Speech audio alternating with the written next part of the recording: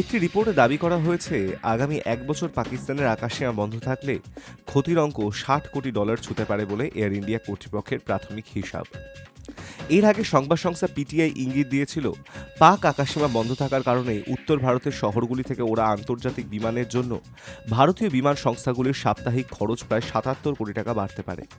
মাসের হিসাবে প্রায় $৩০৬ কোটি ব্যয় বৃদ্ধির সম্ভাবনা। ২২শে জুলাই পেহেলগাঁও হত্যাকাণ্ডের সময় সৌদি আরবে ছিলেন প্রধানমন্ত্রী মোদী।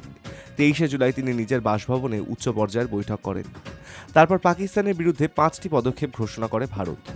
জবাবে ২৪শে জুলাই ভারতের বিরুদ্ধে আকাশসীমা বন্ধ সহ ৮ দফা পদক্ষেপ করেছিল পাক প্রধানমন্ত্রী শাহবাজ শরীফের সরকার।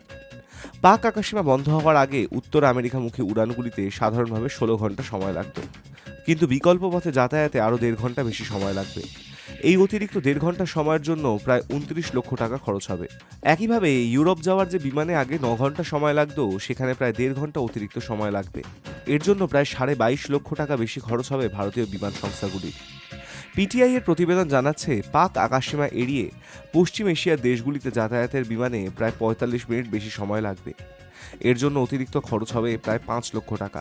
ওই প্রতিবেদনের দাবি, উত্তর ভারতের শহরগুলি থেকে প্রতি সপ্তাহে ৮০০-র বেশি উড়ান উত্তর আমেরিকা, ইউরোপ ও পশ্চিম এশিয়া সহ বিভিন্ন আন্তর্জাতিক গন্তব্যে যাতায়াত করে। মাসের হিসেবে বিমানের সংখ্যা ৩,০০০-এর বেশি। এর মধ্যে প্রায় অর্ধেকেরও বেশি পশ্চিম এশিয়ার বিভিন্ন দেশে যাতায়াত করে। Hi news network.